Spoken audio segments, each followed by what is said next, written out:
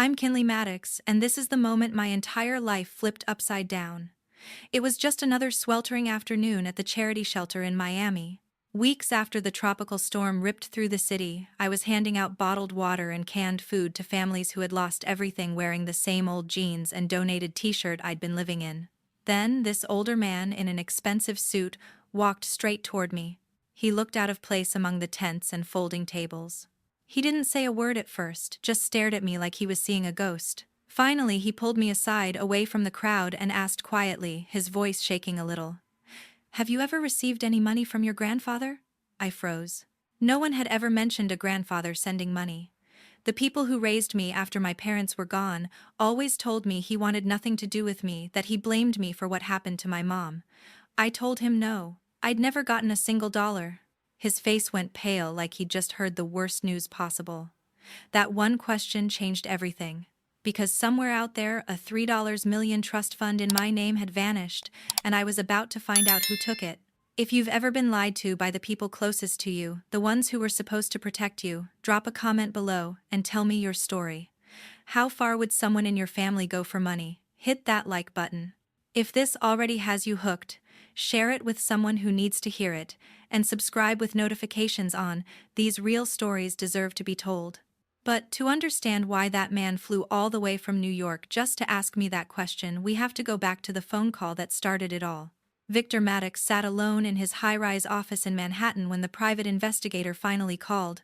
Victor Maddox sat alone in his corner office on the 78th floor of a glass tower in Midtown Manhattan. The city skyline stretched out beyond the floor-to-ceiling windows, but he barely noticed it. In his hands was a thin manila folder delivered that morning by courier from a private investigator he had hired on a hunch months earlier. He opened it slowly. The first few pages were standard background reports. Then came the photographs. The young woman in the pictures had warm brown skin and thick natural hair pulled back into a practical ponytail. She wore faded jeans and a plain gray t-shirt with the logo of a local relief organization. In one shot, she handed a bottle of water to an elderly man sitting on a cot. In another, she organized boxes of donated clothing on a long table under a white tent. Her face showed exhaustion, but there was a quiet determination in her eyes that made Victor's chest tighten. Kinley Maddox, his granddaughter. The investigator's summary was straightforward. After the recent tropical storm hammered South Florida, Kinley had been staying at a charity-run temporary shelter in the Miami area. She wasn't just passing through. She was volunteering long hours every day. The report noted that she had no significant personal assets registered in her name, no active bank accounts with substantial balances, and no property. Meanwhile, the family home in a comfortable Miami suburb had already been repaired and reoccupied by the legal guardian and her younger daughter. Victor leaned back in his leather chair, the folder resting on the mahogany desk. He had always assumed the trust fund he established 19 years ago was being used properly. $10,000 deposited every month without fail, totaling well over $3 million by now. The account was in Kinley's name, but as her legal guardian after Patrick's death, Diane Zimmerman had full authority to withdraw funds for living expenses, education, medical care, anything related to raising the child. The lawyers had assured him the setup was standard and protected. He had signed the papers in a fog of grief shortly after Frances died from complications during childbirth. At the time, taking care of a newborn while running a real estate empire felt impossible.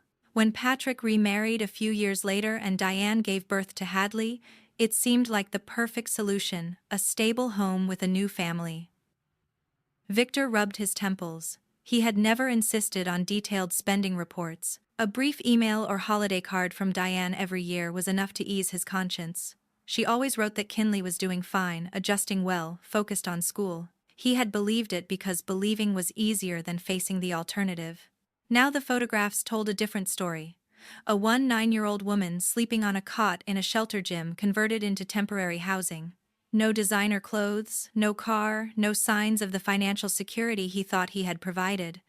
He picked up his phone and dialed the investigator Marcus Hale, a former Miami detective he had worked with on real estate due diligence cases. "Tell me again why she's still there," Victor said without greeting. Marcus's voice was calm, professional. The guardian's residence was damaged but repaired within weeks using insurance and personal funds. The younger daughter moved back immediately. Kinley chose to stay and help with relief efforts. She told staff she's used to making her own way. Victor's grip tightened on the phone. Chose to stay or wasn't given a choice. That's harder to confirm without direct access, Marcus replied. No police reports, no formal complaints. Everything looks clean on paper. Victor thanked him and hung up. He opened the folder again, flipping to the bank transfer records he had requested as an attachment. The deposits were all there monthly, automatic, never missed. But there were no corresponding statements showing how the money had been spent. The trust documents allowed the guardian broad discretion for the benefit of the beneficiary. He had trusted that language. He stood and walked to the window, hands clasped behind his back. The Hudson River glinted far below. He thought about Frances, her laugh, her stubborn determination to become a teacher despite his offers to pay for medical school. She had married Patrick Zimmerman, a high school coach with a steady job and big dreams for a family. Then the accident took Patrick when Kinley was 15. Victor had sent flowers, increased the monthly deposit slightly, and accepted Diane's assurances that everything was under control. Now doubt crept in like cold air through a cracked window. Not accusation yet, just questions. Why no college savings visible? Why no car in Kinley's name? Why was she still wearing donated clothes? Victor returned to his desk and booked the earliest first-class flight to Miami. Departing that evening, he printed a slim selection of the trust documents and transfer confirmations. Nothing too aggressive, just enough to start a conversation. He told his assistant to clear his schedule for the next several days, citing a personal matter. As the private car took him through Manhattan traffic toward JFK, Victor stared at the photographs again on his tablet. Kinley's smile in one image reminded him painfully of Frances at the same age. He had missed so much already. Whatever the truth was, he needed to hear it directly from her. The flight south took less than 3 hours. By the time the plane touched down in Miami, night had fallen, and the humid air carried the faint scent of rain-soaked earth. Victor checked into a quiet hotel near the airport, showered and slept fitfully. Early the next morning, he rented a nondescript sedan, no driver, no luxury markings, and drove himself toward the address Marcus had provided for the shelter. The route took him through neighborhoods still showing scars from the storm, blue tarps on roofs, piles of debris at curbsides, downed trees being chainsawed into pieces. He parked a block away and walked the rest of the distance, the folder tucked under his arm. The shelter occupied a community center gymnasium, white tents erected in the parking lot for overflow. Volunteers in bright vests directed traffic. Victor adjusted his tie, suddenly aware of how out of place his tailored suit would appear. He stepped inside the chain-link fence, heart beating faster than it had in years. Victor stepped through the chain-link gate into the crowded parking lot of the community center turned shelter. The South Florida sun beat down relentlessly, turning the asphalt hot under his polished shoes. Blue tarps flapped overhead on temporary structures, and the air carried a mix of grilled food from a volunteer barbecue and the faint, lingering dampness from storm-soaked ground. A woman in a red volunteer vest approached him near the entrance. Her name tag read, Mrs. Elena Lopez, site director. She had kind eyes framed by tired lines and a clipboard in hand. "Can I help you, sir?" she asked, sizing up his suit with polite curiosity. Victor cleared his throat. "I'm looking for Kinley Maddox. I believe she's volunteering here." Mrs. Lopez nodded without hesitation. "She's one of our best helpers. Follow me." She led him through a side door into the main building. The hallway was narrow-lined with stacked boxes of diapers and cleaning supplies. Voices echoed from the gymnasium ahead.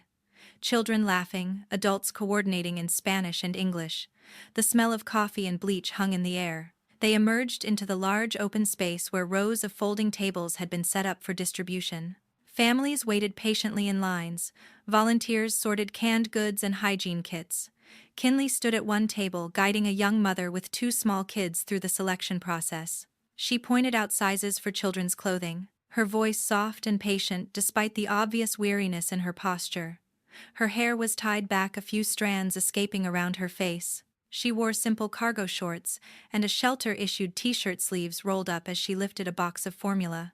Victor stopped at the edge of the room, watching her for several minutes.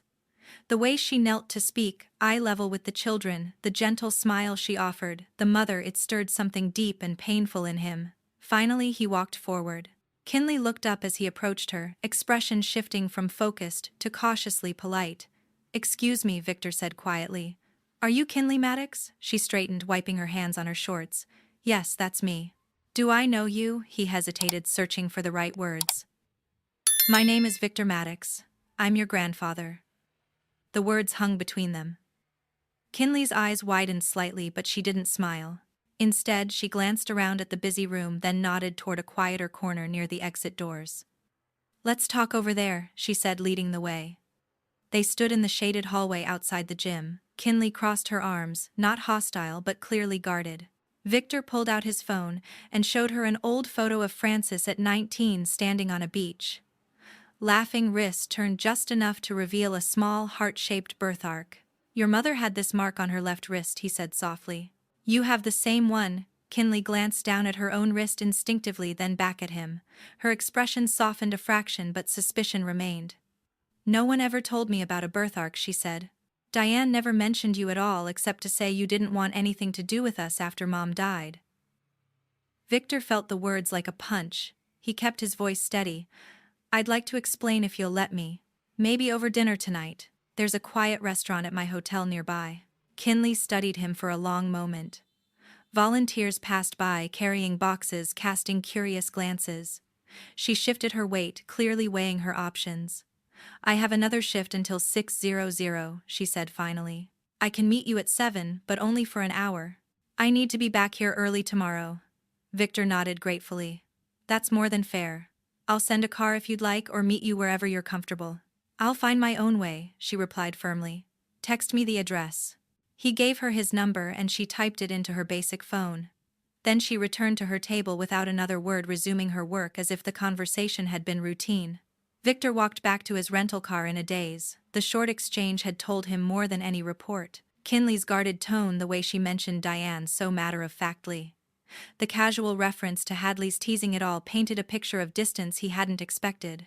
He drove to a nearby cafe to wait out the afternoon, ordering black coffee he barely tasted. His mind replayed the birthmark detail. He had chosen it deliberately, something only family would know, something Diane couldn't have fabricated easily. Kinley's reaction confirmed she had never heard it before. By 7, he sat at a corner table in the hotel's seafood restaurant overlooking the ocean. The place was understated with white tablecloths and soft lighting. He arrived early, folder left in the room this time. Kinley appeared at the entrance right on time, having changed into clean jeans and a simple blouse, still practical, nothing extravagant. The hostess led her over. Thank you for coming, Victor said as she sat. She nodded, accepting a glass of water. I almost didn't, but that birthmark thing, it got me curious. They ordered light meals, grilled fish for him, salad for her. Conversation started slow. Victor asked about her day at the shelter. It keeps me busy, she said. After the storm hit, Diane said the house repairs would take longer, and space was tight with contractors coming and going. She suggested I stay and help out here since I know a lot of the families from the neighborhood. Victor listened carefully, noting how she phrased it. Suggested, not insisted. No bitterness, yet just acceptance. And Hadley, he asked gently. Kinley shrugged. She went back home as soon as school started again. She's got activities, new clothes for the year. She always calls me lazy for staying here longer. The casual way she said it broke Victor's heart a little more. He steered away from money questions, focusing on Francis instead. Your mother wanted to teach elementary school, he said. She volunteered at after-school programs, even in college. Kinley's eyes lit up with genuine interest. I didn't know that. Diane never really talked about her. They lingered over coffee. Kinley asked a few careful questions about Francis's childhood, listening intently to stories of beach trips and holiday dinners. Victor kept it light, avoiding anything that might overwhelm her. As the hour wound down, Kinley checked her phone. I should head back. Victor stood. Thank you for trusting me this far. I'd like to keep talking if you're willing. She paused at the table. Maybe one step at a time. He watched her leave, walking toward the bus stop in the warm evening air. Back in his room, Victor sat on the balcony, overlooking the dark ocean. The short dinner had given him more questions than answers, but also a fragile threat of connection. Kinley hadn't run away. She had listened. That was enough for now. The restaurant's large windows framed the dark Atlantic beyond, waves barely visible under the moonlight. Victor and Kinley sat at their corner table plates, pushed aside the remains of dinner growing cold. He had waited until the server refilled their water before reaching into his briefcase. He placed a slim folder on the table and opened it to a printed summary page. "This is something I've carried with me since arriving," he said quietly. Kinley leaned forward, curious but still reserved. The page showed a column of dates stretching back years, each with a transfer amount $10,000 month after month. "These are deposits I made into a trust fund set up in your name right after your mother passed," Victor explained. "The total has gone well past $3 million by now. It was meant to cover everything: education, living costs, whatever you needed growing up." Kinley stared at the numbers, her fork forgotten in her hand. She traced one line with her finger as if testing if the paper was real. "I've never seen this before. No one ever told me about any trust fund." Victor nodded slowly, keeping his tone neutral. "When your father remarried and Diane became your legal guardian, the account allowed her to withdraw funds for reasonable expenses related to raising you. Things like housing, food, school, that's standard under Florida law for minors." He didn't add accusation, only fact. Kinley's brow furrowed as she processed it. "So all this money, it was supposed to be for me?" "That was the intention," Victor replied. "I trusted the system and the people in your life to use it properly." Kinley sat back, folding her hands in her lap. The surprise in her eyes shifted to something more complicated. Confusion mixed with a quiet hurt. He pulled out his phone and dialed a contact marked David Clean, attorney. The call connected quickly. "David, it's Victor. I'm with Kinley now. I need you to run a full trace on recent activity in the trust: withdrawals, transfers, everything from the last 5 years at least. Prioritize the largest ones." David's voice came through clearly on speaker, professional and calm.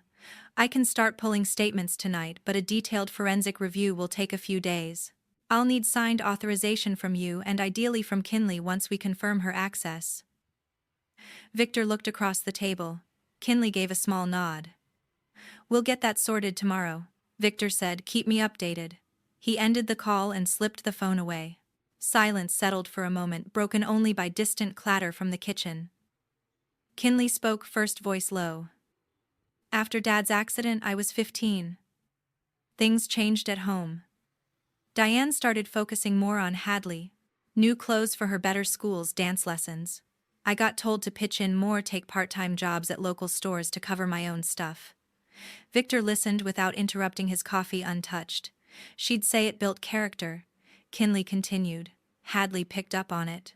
2 little comments about how I didn't need much anyway. I figured that's just how it was after losing Dad. Money got tight for everyone." She shrugged, but the motion carried years of quiet acceptance. Victor felt the weight of it settle in his chest.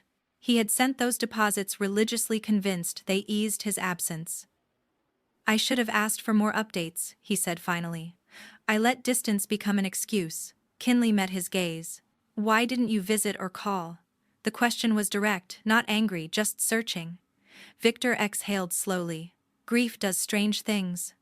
Losing Francis broke something in me. I threw myself into work, told myself the money was my way of providing. Diane sent occasional photos and notes saying, 'You were fine.' I didn't push because facing the truth felt harder than signing checks." He reached into the folder again and pulled out a small printed photo. Francis on a pier, sketch pad in hand, drawing the ocean at sunset. "Your mother loved painting water. He said she'd sit for hours capturing how the light changed on waves. Said it made her feel connected to something bigger." Kinley took the photo carefully, studying her mother's concentrated expression. A faint smile touched her lips.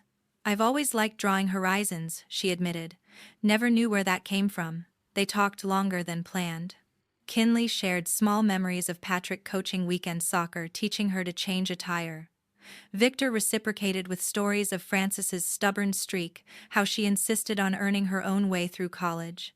As the restaurant emptied around them, Kinley glanced at her watch. "I should catch the last bus back." Victor signaled for the check. "Let me drive you, it's the least I can do." She hesitated, then agreed. The ride to the shelter was quiet. City lights reflecting off wet streets still drying from earlier rain. When they pulled up, Kinley paused at the car door. "This is a lot to take in," she said.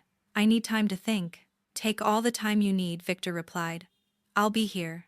She nodded and stepped out, disappearing into the lighted entrance. Victor watched until the door closed behind her, then drove back to the hotel. In his suite, he stood at the window again, staring at the dark sea. The partial records lay on the desk, proof of his intent but no proof yet of outcome. David's review would clarify things soon. Until then, doubt lingered, mixed with cautious hope from the evening's conversation. Victor's phone buzzed on the hotel desk while he reviewed emails. The caller ID showed David Klein. He answered immediately. "I have the preliminary report," David said. "Voice study. Several large withdrawals over the past few years labeled as family expenses and educational costs for dependent in the household. Nothing obviously illegal on the surface. Guardians have latitude for that kind of thing, but the amounts are substantial, and most documentation ties to private school tuition and extracurriculars that don't match Kinley's records." Victor sat forward. "How substantial? Multiple 6F-figure transfers. I need more time for vendor invoices and bank imaging to see exact spending. Could be legitimate, could be stretching the definition of benefit of the beneficiary." "Keep digging," Victor instructed. Quietly, he ended the call and stared at the ocean view, mind turning. The labels sounded reasonable enough on paper. Guardians often covered household costs when raising multiple children. But the shelter photographs lingered in his thoughts. He decided to test the water himself. He dialed the home number he hadn't used in years. Diane answered on the third ring, warm and surprised. "Victor, it's been ages. How are you?" "I'm in Florida, actually," he said evenly. "Came down after hearing about the storm damage. How's everyone holding up?" "We're managing," she replied. "Repairs are mostly done, insurance covered a lot." "And Kinley?" he asked. "Is she back home yet?" Diane hesitated just a fraction. "She's still at the community center helping out. You know how she is always wanting to pitch in. We've got workers finishing the guest wing, so it's tight here." She insisted on staying to volunteer. A younger voice piped up in the background. "Mom, who's that?" Diane laughed lightly. "It's your grandfather, Hadley. Say hi." Hadley came on the line, bright and cheerful. "Hi, Kinley loves doing charity stuff. She's super into it. I've got midterms coming up, so I'm crazy busy with school." Victor kept his tone friendly. "Sounds like you're both keeping busy. I'd love to stop by and see the place when it's convenient." "Of course," Diane said quickly. "Just let us know when. We'd love to catch up." They exchanged a few more pleasantries before hanging up. Victor set the phone down slowly. Diane's concern had sounded genuine. Hadley's chatter typical for a teenager. Yet something felt off, like a script performed too smoothly. He met Kinley later that afternoon at a quiet coffee shop near the shelter. She arrived in fresh clothes borrowed from donations, hair still damp from a quick shower. He recounted the call word for word, watching her reaction. Kinley stirred her iced tea, frowning slightly. "That's pretty much how she always explains it. I chose to stay because I wanted to help and the house isn't ready." "But the repairs," Victor pressed gently. She shrugged. "They finished the main areas weeks ago. Diane said the extra work would be noisy, better for me to avoid the dust." Victor nodded, letting it sink in. Kinley continued without prompting. "Hadley's comments don't surprise me. She's been getting new laptops and dance gear while I make do with hand-me-downs. Diane says it's because Hadley's activities cost more. I figured that was fair." Her defense of Diane came out automatic, years of habit. Victor heard the lingering loyalty in her voice. The child still hoping for fairness. "It's possible everything's above board," he said carefully. "David's just double-checking routine withdrawals, big ones for household and school costs." Kinley looked up sharply. "School costs? I went to public school after Dad died. Hadley's the one at that private academy downtown." Victor didn't push further. The seed of doubt was planted. Forcing it now would only make her pull back. They changed topics. Kinley talked about volunteers she'd met, families rebuilding lives, kids excited for donated toys. Victor shared a harmless story about Frances organizing charity drives in high school. The conversation flowed easier than before. Small bridges forming. As they parted outside the shop, Kinley paused. "Thanks for not assuming the worst right away. It's a lot to wrap my head around." "I'm not assuming anything yet," Victor assured her. "We'll wait for facts." She nodded and headed back to the shelter. Victor watched her go, then returned to the hotel. That evening he reviewed the preliminary summaries David emailed. The educational costs line items matched tuition statements for an elite prep school, Hadley's name on every invoice. Family expenses included home renovations and vehicle purchases registered solely to Diane. Still circumstantial. Guardians could argue shared benefits. Victor closed the laptop. Confrontation too soon risked pushing Diane into defensiveness or worse, legal stonewalling. He texted Kinley, "Good night," keeping it light. She replied with a simple thumbs-up emoji. Sleep came slowly. Victor lay awake, listening to distant traffic weighing his next move. A direct visit to the house felt inevitable, but timing mattered. He needed Kinley on board, not caught in the middle.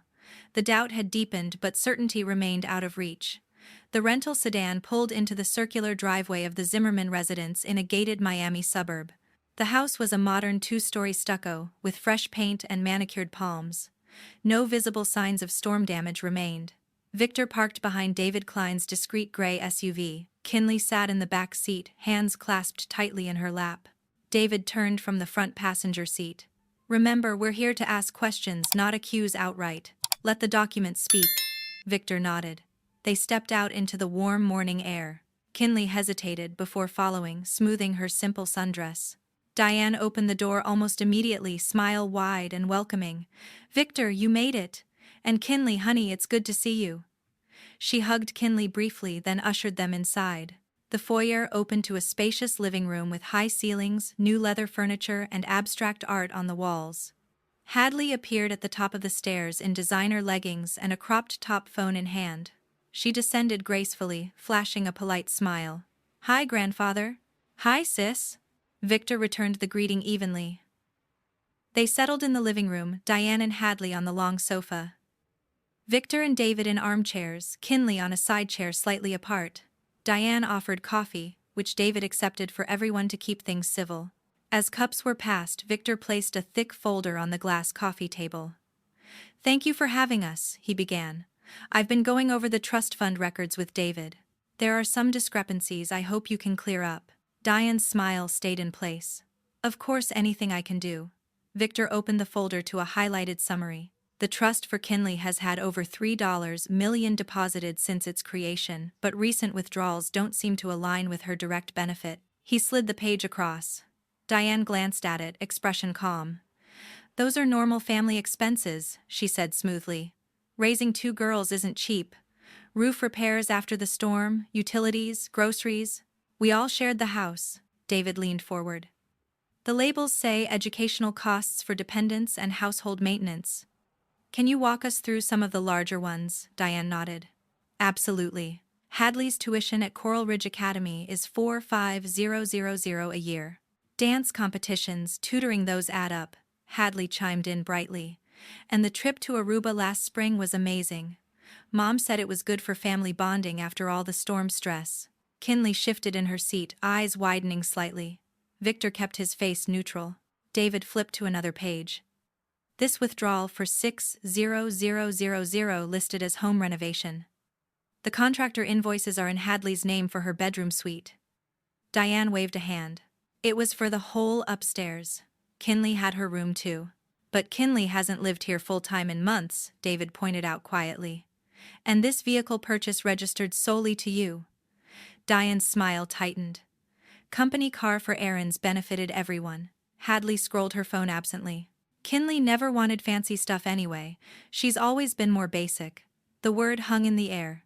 Kinley's cheeks flushed, but she stayed silent. Victor spoke for the first time since the documents came out. The trust was established specifically for Kinley's future. Florida law allows guardians reasonable expenses, but the bulk must benefit the named beneficiary. These records show almost nothing directly for her. No college fund contributions, no personal accounts, no major purchases in her name. Diane straightened. "I've raised her since she was little. Clothes, food, a roof, that's benefit enough. The money kept the household running."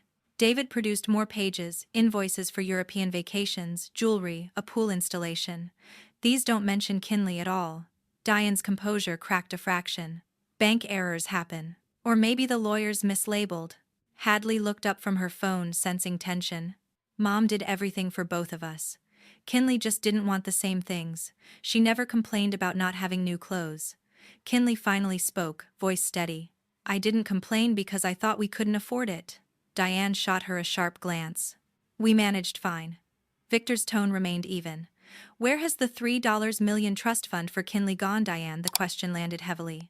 Diane's eyes darted between faces. It's gone into raising my family, she said, voice rising. Frances had everything handed to her rich parents' perfect husband. When she died suddenly, there was all this money for her kid. I had to make it work for everyone. Hadley frowned. Mom.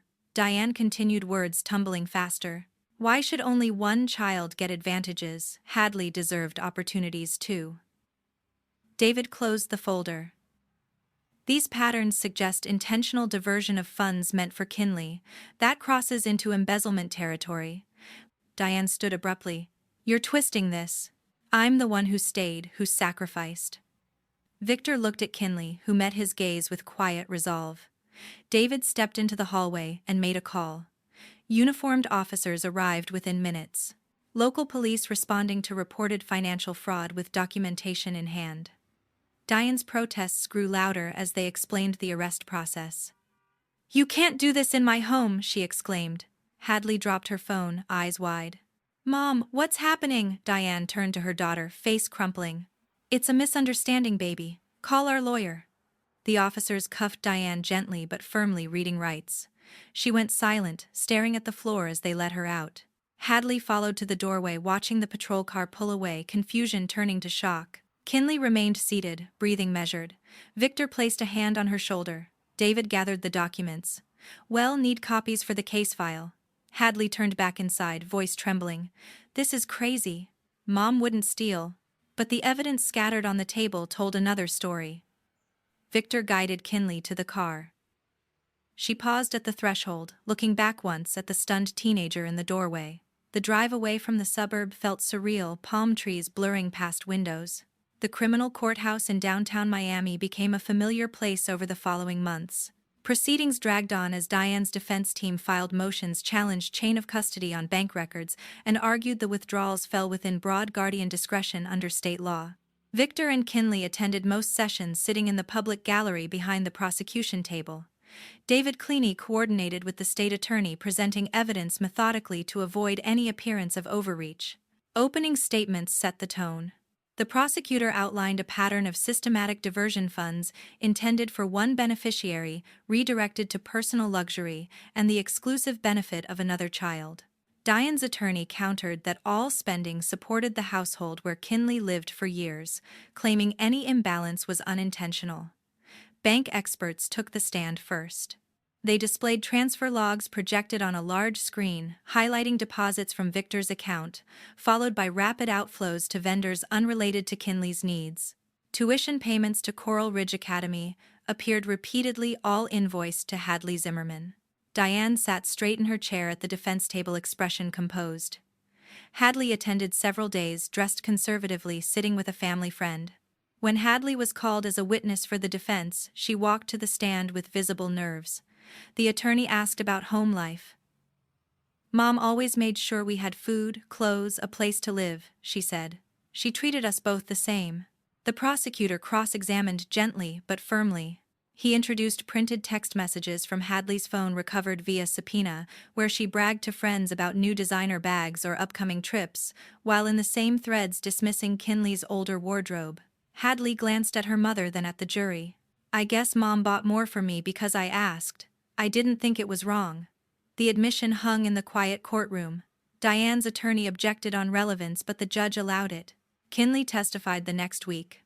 She wore a simple navy dress, hair neatly pulled back. Her voice stayed even throughout.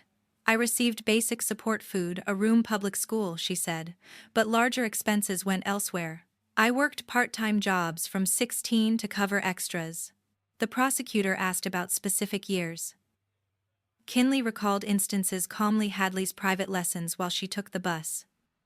New furniture delivered for the younger girl's room while hers stayed the same. She didn't raise her voice or show tears. The jury watched her steady delivery. Victor took the stand briefly, to confirm the trust's purpose established solely for Kinley's security after Frances's death. He acknowledged signing broad guardian powers, but stated his expectation was primary benefit to his granddaughter. Diane testified last for the defense. She maintained the fund sustained the entire family unit, insisting any disparity reflected different interests between the girls. I loved both of them, She said money was for stability. Cross-examination proved difficult for her. When shown jewelry receipts and vacation bookings excluding Kinley, she blamed accounting errors or gifts from other sources. Closing arguments summarized months of testimony. The prosecutor emphasized intent repeated choices favoring one child, while the named beneficiary received minimal direct support. Diane's lawyer pleaded for understanding of complex family dynamics. The jury deliberated for 3 days. When they returned, the foreperson stood. We find the defendant guilty on all counts of embezzlement and fraud. Diane showed no outward reaction. Hadley in the gallery covered her face. Sentencing came weeks later.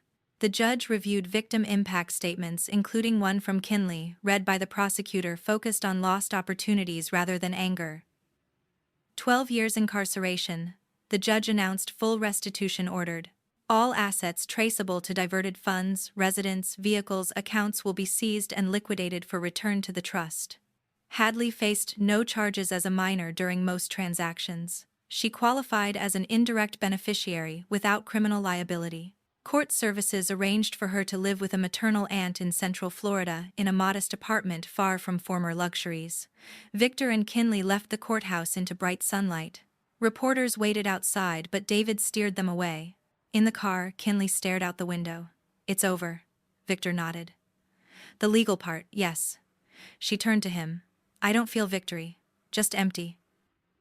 That's normal. Healing takes longer than any trial. They flew back to New York that evening. The seized assets would rebuild the trust over time, but money felt secondary now. Hadley's new life began quietly.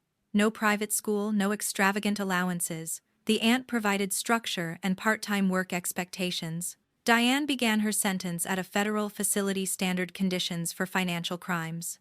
Kinley unpacked in the guest room. Victor prepared simple and comfortable. Kinley stepped into the spacious penthouse for the first time, suitcase in hand. The marble floors and panoramic views of Central Park felt overwhelming. Victor showed her to a guest suite, but she hesitated. I'm not ready for all this space, she said quietly. Could I start in the smaller guest room or even the sitting area off the library? Victor understood without question. He prepared a comfortable corner room with a daybed and simple furnishings. Kinley unpacked slowly, placing her few belongings in drawers. The quiet luxuries still felt foreign, like borrowing someone else's life. She enrolled at a local university in a social work program, starting with introductory courses. Classrooms filled with discussions about community support systems resonated deeply. She listened more than spoke, at first absorbing perspectives on family dynamics and recovery. Victor never pushed. Evenings, they shared meals prepared by his longtime housekeeper. He talked about Frances when Kinley asked how she organized food drives as a teenager, how she believed small acts could rebuild trust after hardship. I should have seen the signs sooner, he admitted one night over tea. Trusting paperwork over people was my mistake. Kinley nodded, stirring her cup. We both trusted too easily. They decided to channel the recovered funds into something meaningful. David helped establish a modest foundation named after Victor Maddox. Its focus stayed narrow: emergency housing grants and mentoring for young adults displaced by natural disasters. The first awards went to Florida, families still rebuilding. Applications arrived steadily. Kinley reviewed them in the evenings, matching needs with available resources. Seeing direct impact gave her purpose. One afternoon, a plain envelope arrived via David's office. Inside was a handwritten letter from Hadley. I've had time to think about everything it read. I knew Mom favored me and never questioned it. The things I said to you, calling you lazy, making fun of your clothes, were cruel. I'm sorry. I wish I could take them back. Kinley read it twice in silence. The words carried regret, but memories of years spent on the sidelines surfaced too. She folded the letter and placed it in a drawer, neither replying nor discarding it. She made no effort to contact Diane or Hadley again. Visits, letters, updates. None came, none were sought. Diane served her sentence in a low-security facility, routine, strict and days-long. Former friends distanced themselves. Social circles closed ranks around reputation. Hadley adjusted to ordinary life, with the aunt, public high school, part-time job at a local cafe. The shift from privilege to normally proved jarring, but she adapted without public complaint. Kinley's days gained rhythm. Morning classes, afternoon volunteer shifts at a Manhattan crisis center, evenings, studying or reviewing foundation files.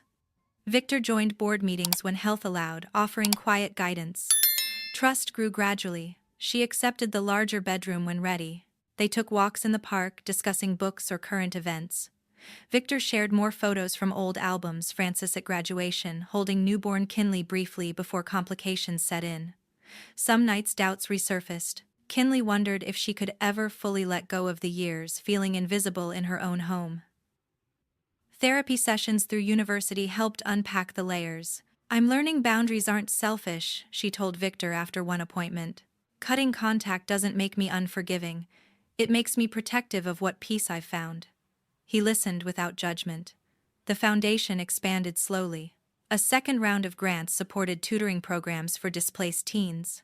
Kinley spoke at a small donor event, voice steady as she explained why stable housing mattered more than money alone. Standing on the penthouse balcony, one crisp evening, city lights sparkling below, Kinley reflected on the path. "Money can disappear," she said aloud to the night air. "Trust can be broken by the people meant to guard it. But what no one can take is the choice to keep going, to turn pain into something that helps others." She thought of families receiving aid because of the foundation, of students like her finding second chances. "Some wounds don't heal clean," she continued softly. "They leave scars, but scars remind us we survived. And surviving isn't the end. It's the beginning of deciding who we become next." Victor joined her at the railing, silent companion. Kinley leaned against it, breathing in the cool air.